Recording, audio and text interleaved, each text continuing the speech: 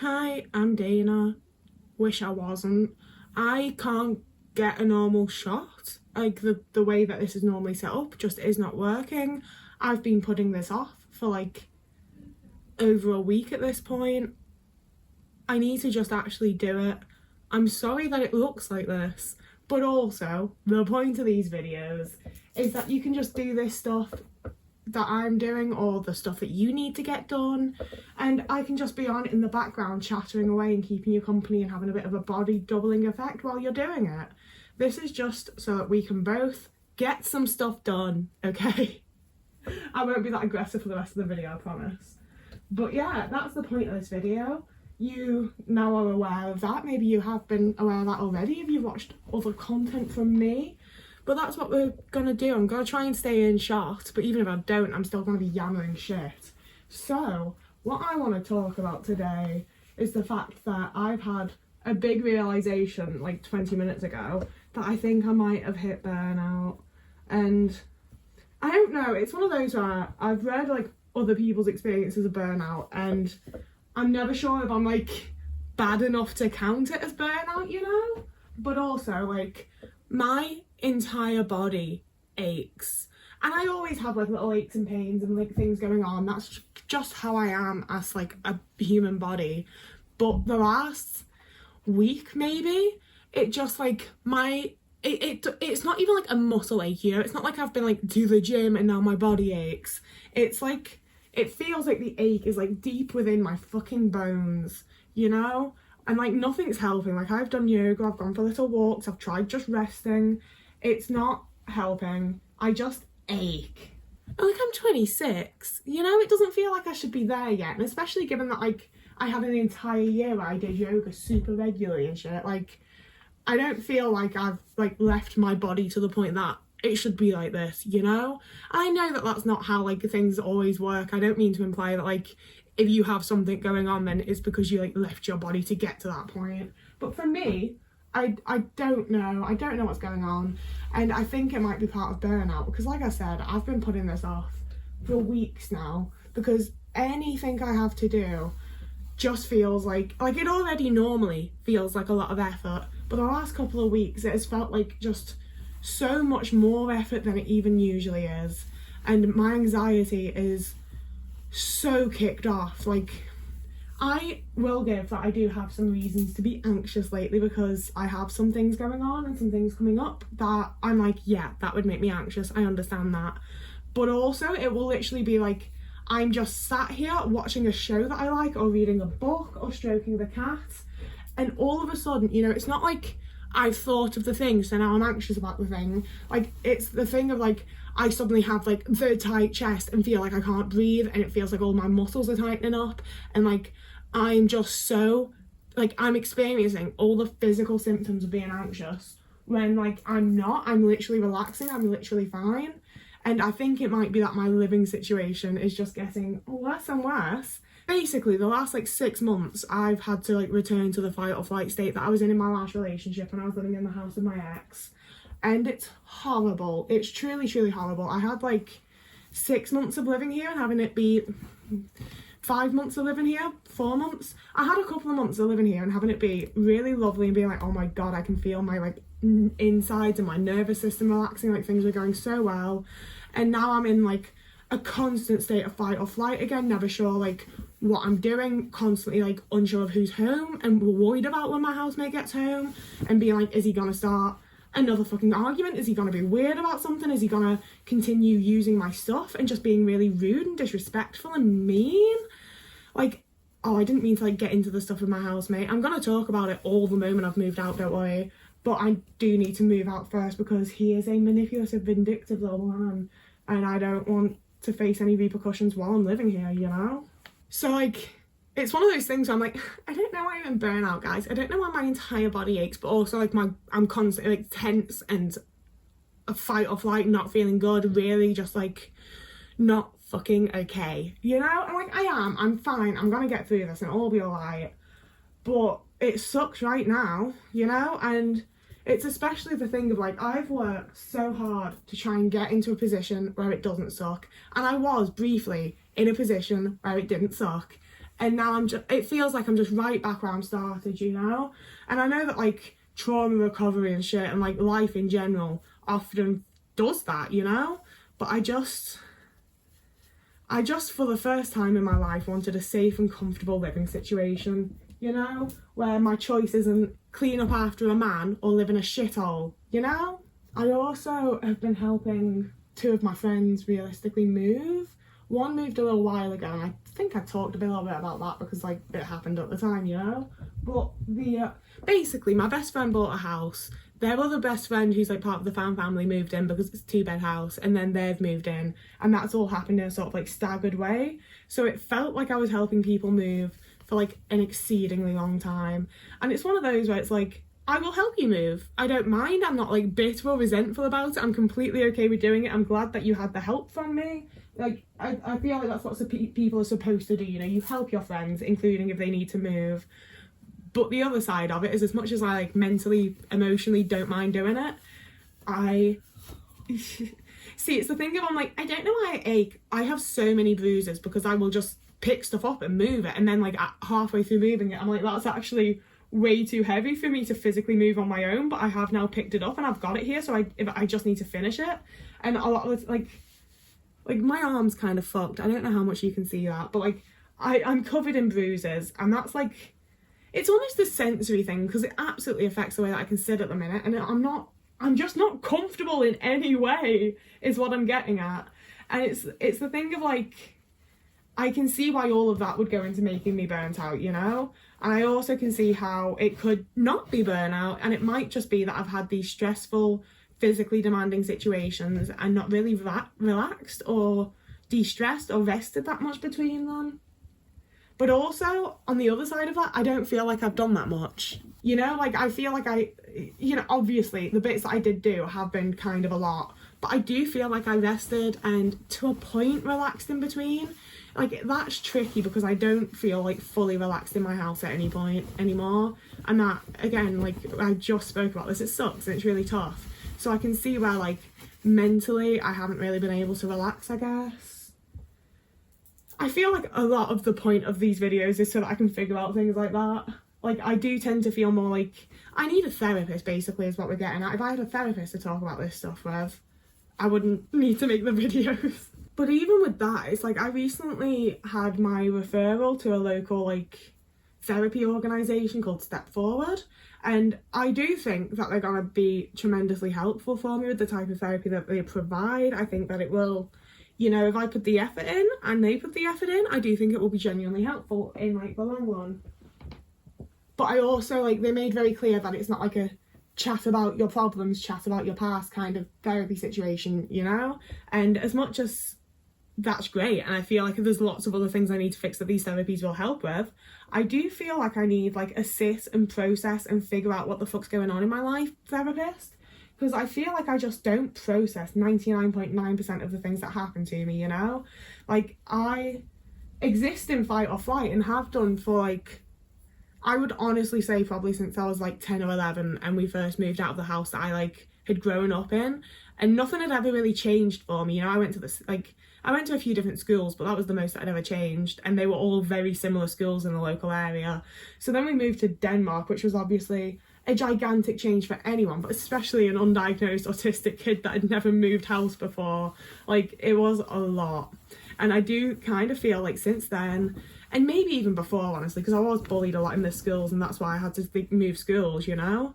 But like, it feels like I've spent the vast majority of my life in this like state of fight or flight, and I'm just exhausted, and I'm so tired of it being that every like, it's not like staggered at like enough time periods for me to be like, in every this often, but you know, like, I have these phases where I'm like, oh, actually, maybe I am able to deal with things. Maybe things are being okay. And then it just goes right back to where I started for a while. And it feels like I'm just fluctuating between those 2 points all the time and never actually getting anywhere. You know, I'm just bouncing back and forth and not ever moving forward. God, this might be like the most depressing video ever. I'm sorry. I just feel like it's important to be honest about this kind of stuff, you know? And I have also this month been making an extra video every week, but I don't feel like that's been any extra like mental strain or anything, you know? Like, like I said, I find the videos that I make really helpful to myself, as well as being like, I hope these help other people. And quite frankly, I get a lot of validation from you guys. I especially like the last few videos, I've gotten so many really lovely comments from people saying like, oh, I don't usually comment, but I do watch. And that's kind of, it means a lot to me. And I know that always sounds silly, and I always hate it when people say it in videos, but also I'm not like an influencer, you know? I'm just here like making shit, which is what influence, you know what I mean, okay? So knowing that, like, you know, like, I check my views, I check my analytics, I don't really know what I'm supposed to do with any of it. I'm sure like I could do some, I don't know how any of it works, but I check the views. Obviously I see how many views I get on videos, and knowing that there are actual like people and faces and thoughts behind those views means a lot. Like, it's so easy to just see numbers and not think of the people behind them. And I do try very hard to think about the people behind them, because I am trying to make these videos for the people. For the people. Do you hear the people sing? No, it's not that deep, you know, but like, I am making these videos in the hopes that they help people out in some way or another. So it's real nice to know that there are actually people being helped out by them. And it's, as always, it's the thing of like, I don't need you to big me up and be like, oh my god, Dane, you're doing amazing. Because I like honesty, and I'm not going to search for compliments, you know? But also, some of you guys do choose to compliment me, and that's really kind. I do, you know, I get a little bit emotional sometimes, because like, I feel like I'm maybe part of the first generation that grew up with YouTube, you know, like I had Shane Dawson, Alex Day, and various other people that we don't talk about anymore because they all turned out to be terrible. But I grew up when the internet was very much like first becoming a big thing, and I remember when YouTube started actually like monetizing videos, and people were like, we can make money from YouTube now, and then watching it become people's careers and stuff. I was always like, that's so cool, I wish I could do that. And obviously it's not my career and I'm not really making money from it, but just posting videos and having it get views the same day, you know? Because like, I'm not one to like sit around and be like, oh, I wish I could do that. I will often give it a try, it just very rarely actually goes anywhere or does well or anything. So like, I'd posted hundreds of videos before I started this channel on various different channels about various different topics, and you know, like, I'd post it and I'd check it a bit later and it would literally have 0 views. I had 52 subscribers for several years, like, and I was proud of that. Like, you know, like, I was genuinely like, over 50 people follow me, and now there's over 6,000, and it's a bit mad. I feel like I purely brought that up because I've like trained my brain to be like, if we think of negative, we must think of positive. But I don't have that many positives going on right now. No, that's a lie. I do. I have some, I mentioned last time we did this, I have some very exciting plans coming up that I still don't want to disclose just yet. But I also, because obviously this is not a sustainable living situation for me any longer, I'm discussing moving in with one of my best friends when their lease is up in the summer. And it's one of those where I'm trying to be smart and sensible about it and not get too hung up on it. But, you know, we've talked about it enough now that I'm like, I think this is really gonna happen. And they're the type of friends that, like, I've talked about in videos, you know, like, they are so accommodating and understanding of me that it really blows my mind. I've not experienced a friendship like that from someone who isn't also autistic, you know, and they're not. And they are neurodivergent too, but it's, you know, it's so different to experience it from someone who does social. Like, they're really good at socializing. I've learned so much from just being around them in social settings and things like that. And it's like, so, you know, the right thing that like people are meant to do, and say like, you know, they have all this knowledge that I don't have, and they still accept, and not only accept, but also seem to actually genuinely like me and want to live with me. Fab. But it's also like giving me the chance of like, so I've had many times across my life that I've been accused of being argumentative and really not understood what they're talking about, because I'm like, I'm literally agreeing with you, my dude. Like, you know, it'll be situations where I literally fully agree with the person I'm speaking to, and yet when I try to like put that across and, you know, communicate that, they think I'm starting an argument. And I've always been like, what the fuck, no, I'm not trying to. And I knew it was me doing it because I had it happen with multiple different people, you know? Like, I knew it was a me thing, but I couldn't figure out what the fuck it was, you know? And then it was after like a few different conversations with them that I was like, oh my god, I'm adding like the nuance, like in my brain, I'm adding on to their point, I'm adding nuance to it, I'm adding my opinion, you know, I am only giving like additional information. But to them, I haven't been like, yes, I agree with your point, and I also think, I've just gone in with, yeah, and I think, and I can see why it would come across as argumentative, even though I didn't mean it to be. But it's, you know, that's where having not even necessarily neurotypical friends, but just friends who, not even necessarily friends who aren't autistic, you know, that's not something I want to push either. I love my autistic friends, I adore that we have the things in common, but just having people that aren't quite as closely similar to you, I find not only beneficial, like I don't want to speak about my friends as though it's like therapy, you know, I don't want to be like, yes, this person's taught me so much, but I also think that having friendships where that's a part of it is lovely, you know, and at the end of the day, it's not why I'm friends with them, and I would hope that's not why they're friends with me either. But it is a really beautiful part of friendship that I'm only more recently experiencing. We've also set up a Pinterest board because the thought currently, I'm going to go into this because I'm kind of excited about it actually. So the thought is that we'll obviously both have our own bedrooms because we're not together, we're just friends. And then the living room will be obviously the like joint space. And they have a piano, like they are fully a musician, like a proper musician, like doing a PhD in jazz, like that sounds like it's like sarcasm, but they are doing a PhD in a jazz related topic, like for real, they're so cool. And so they have a piano, and I can't play any instruments. I can play a little bit of guitar, but not really well. But I have instruments, and I have like a little melodica thing, and one of the little like stylus things, and a couple of kalimbas. Like I feel like I have fun, cute little things, you know? So I'm hoping, so we've started a Pinterest board for like overall vibe, and I like that we both seem to have the idea of it being like, not cluttered per se, but obviously like, I have a lot of stuff. I like to have my things on display, and that'll be mostly in my bedroom. But there will also be some things in the living room, which I'm excited about because I haven't been allowed to do that here. We started a Pinterest board to make sure we both have the same vibe, and it made me really laugh when I went on it the other day, because I've added like rooms, you know, like a little bit of the kitchen, a little bit of living room, like shelves, like the vibe of the space in the room. And then they've added some like really expensive stained glass windows and fucking doors and tables, like really beautiful products. I can see why you would want to add them to a Pinterest board, but we are a student and a person on benefits moving into probably a flat together, you know, like we are not having a stained glass patio door. And when I brought it up to them, they were like, I think I might be over assuming how much DIY you can do, and I was like, yes you fucking are. But also I love that they have the assumption that I will be able to do more than I can, you know, and like I'll probably give it a go, I won't lie, and maybe I will be able to do it. I do have that type of audacity, but also I'm so used to being underestimated and having people assume that I'm a dickhead and having people assume that I'm stupid and can't do things, and like I feel like that's probably a pretty shared autistic experience, you know, people do often underestimate us. So like, I'm not saying it's good to overestimate us, because obviously it sucks when you can't live up to expectations, but also having someone that so clearly thinks like quite highly of me is really unique and really nice for me. Yeah, like getting validation online from nice comments is one thing, and it's lovely, don't get me wrong, but it's also not the healthiest way to get validation, obviously. I think we can all agree on that.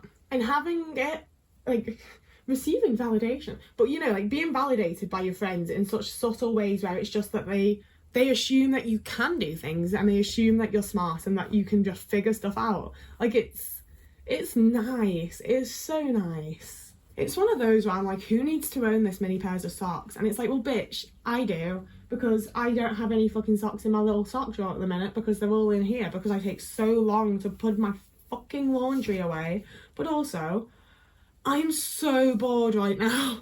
Like, I'm sorry that you're listening to this. I hope you're finding it entertaining. I am trying to be like engaging, entertaining. I'm trying to offer you something here. I won't lie, I am trying. But for me as a person, just sitting here, putting my socks in pairs and talking, fucking hell. But it's one of those where like, if I didn't do this, I wouldn't be doing it, you know? Like if I didn't sit here and just talk to my phone. I'm not even talking to my phone. I barely even look at you during these videos because we're doing things together. But you know, You know what I mean? I hope, I pray. That's how long it's been, man. This is the dress that I wore on New Year's, and it's the 27th of January. That tells us everything. Is this gonna work? I've never hung it like this before. I don't know where this hanger came from. Oh, I was so disappointed on New Year's. I don't know if I have talked about this in a video yet. So I went to a party that was quite...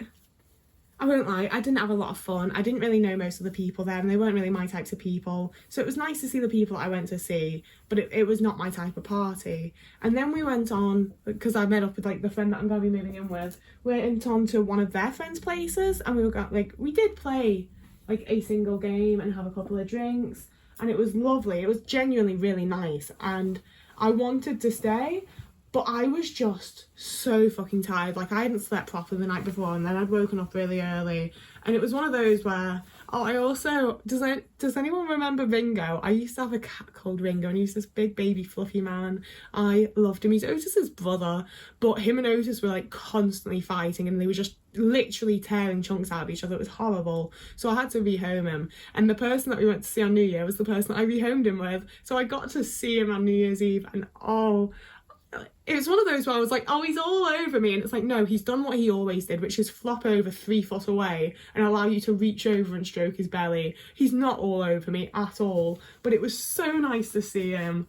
It's one of those where, like, I know the people that have rehomed my cats, you know? Like, the point of choosing the people that I did was that I know that, like, if I messaged them at any point during the time between and been like, I want to come see Ringo, they'd have let me go see Ringo, you know? But I'm also not gonna, like, keep going to visit a cat that's no longer mine. It's just a bit odd.